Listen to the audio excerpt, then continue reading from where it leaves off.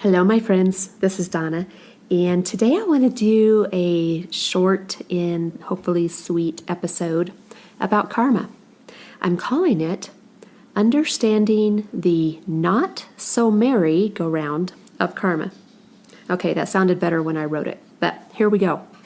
I want to start off with a quote from Emmanuel's book 3. He says this: "Let me remind you that you come into life with no indebtedness at all. I know there are those who have trudged through miserable lives, believing somehow that they were paying back old debts. Do you see how dishonest fear can be? You come free because love called you, not because you owe somebody something. What is karma? I will say this as softly as possible. Karma is fear's excuse for unhappiness." End quote.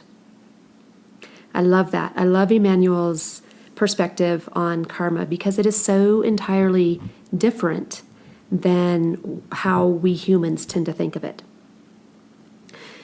So if you're not familiar with the concept, karma is our name for the principle which carries out the law of cause and effect in respect to our choices and our actions during lifetimes.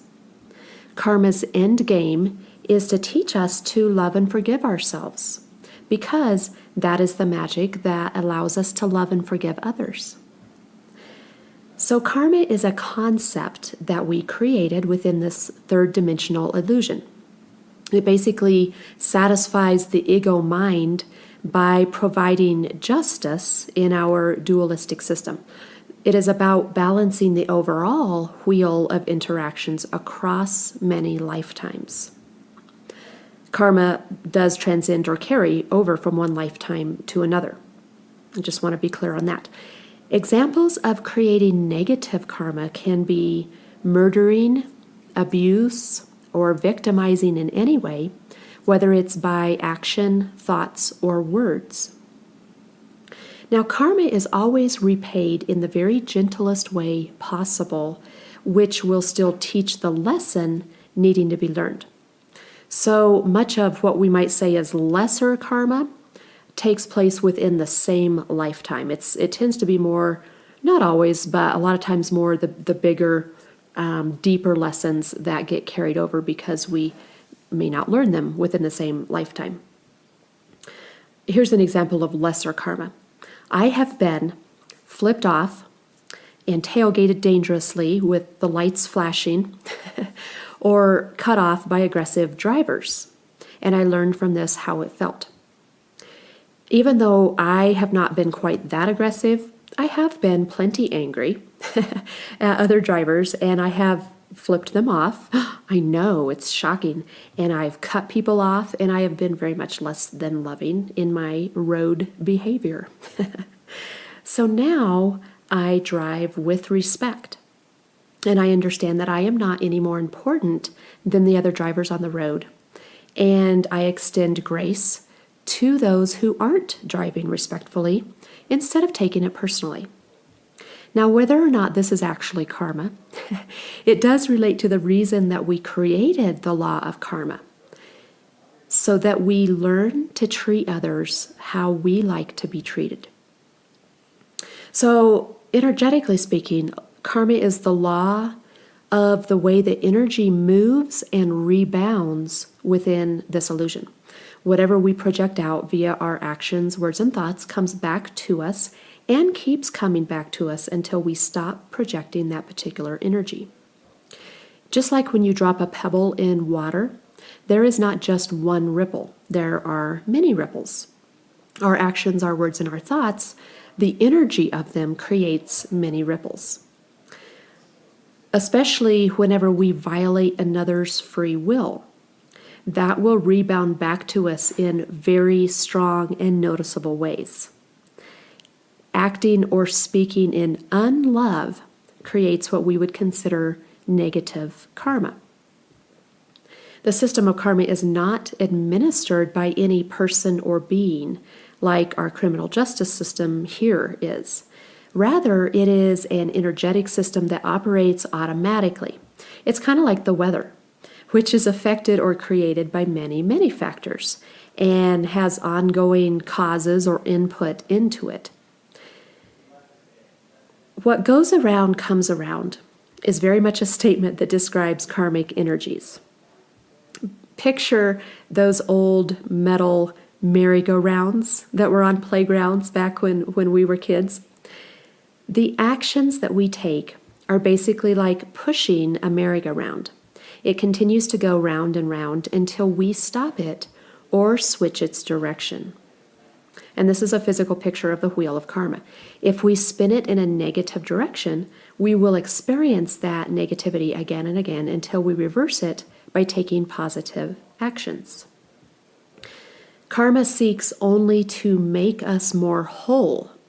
So it is not to be viewed as a negative force, but rather the ingenious method that we all agreed on that teaches us experientially how to treat others. Just because karma seems to be automated does not mean that we can't work with it. We absolutely can.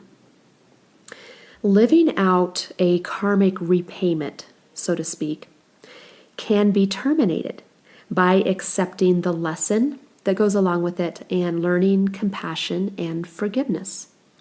Forgiveness absolutely stops the wheel of karma, which is what makes forgiveness so incredibly powerful. Think about it. If we all live out, say, 100 lifetimes, and we are constantly and probably unconsciously creating karma, it can become this cycle that perpetuates continuously, like a merry-go-round that we all keep helplessly spinning on and also pushing. So forgiveness stops the merry-go-round so that we can get off of it and graduate to other areas of growth. And it is equally important to forgive ourselves for any roles that we have played or allowed, as it is to forgive each other for acts of unlove. And forgiveness is simply retaining the lesson. So remembering and living the lesson of how to treat, or maybe how not to treat others, while releasing the other person or yourself from the debt of pain that was created by the unlove. The other person involved must learn their own lesson. So if they have not, they will still have karma, but it will no longer be with you. They will repay or balance the karma without you in the equation. So forgiveness also cuts off the negative attachment of debt. Acceptance, which could be described as non-judgment of others, respect, which could be described as understanding, and compassion and unconditional love and nurturing and generosity are all ways to live without accruing karma. And remember that all of these things, acceptance and respect and compassion and unconditional love, nurturing, generosity, all of these must first be offered to or felt within yourself before you can truly offer them to others. Karma is a third dimension law, and it is not part of higher dimensions primarily because we become very transparent, increasingly transparent in higher dimensions. So we all see and know each other much more fully. Our thoughts manifest and we're all telepathic, those types of things. And those all have all kinds of different lessons attached to them. The concept of positive karma is that whatever you put out multiplies because love and light expands and it's mirrored back to you. The difference between positive or negative karma is the same difference between a debt and an offering. You could say it's the same difference between giving someone a loan or giving someone a gift. Traditionally, negative karma is binding. It is a debt which must be repaid no matter how long it takes. It is a spiritual contract or a bond that is only dissolved by repayment or by forgiveness or learning the lesson. Whereas positive karma is very freeing.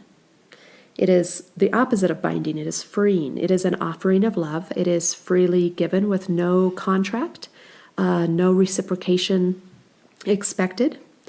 And its effects are, of course, joy or beauty, which love always creates, and which is a blessing.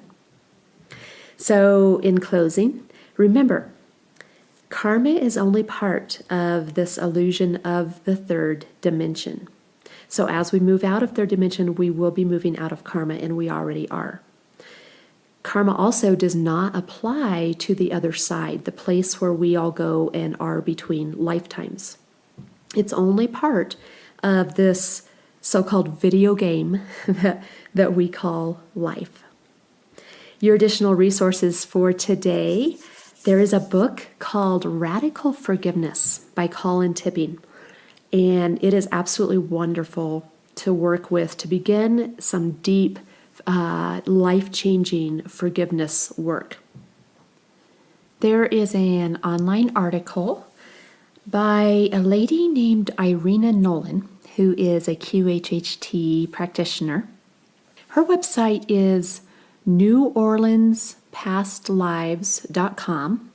Click on her blog button, and then January 2018, and you'll get to the article. It's just kind of interesting picture, a little snapshot of how past lives and karma come up in sessions. And then Jose Stevens has a couple articles. Actually, he's got quite a few of his articles talk about karma, but I'm going to just recommend a couple of them here to get you started. So his website is thepowerpath.com. And the first article I'm going to recommend is titled Upgrading Women and Men Number 5, The Dynamic of Roles and Soul Age. That's the last of a very, very interesting series actually on the masculine and the feminine interplay that we're seeing currently, and rebalancing and all that. But it does talk about halfway through this article, it touches on some very interesting points of karma and a little bit about how we sometimes come back with the exact opposite and very strong views or preferences as another way to balance karma. Also, his article titled The Dynamics of Fear in Fear-Inducing Times has some good things. He refers to it as unresolved or open files that we might have that we're still dealing with, which is just a different way to work with karmic closures. All right, that's it for today. I told you it would be short. Remember to visit our author website at ddadair.com and let us know what questions you have about any of the information that we share. Also, sign up for an email notification if you'd like to know when our Atlantis book series is published. Hopefully soon, soon, soon. Blessings on each one of you and blessings on your day.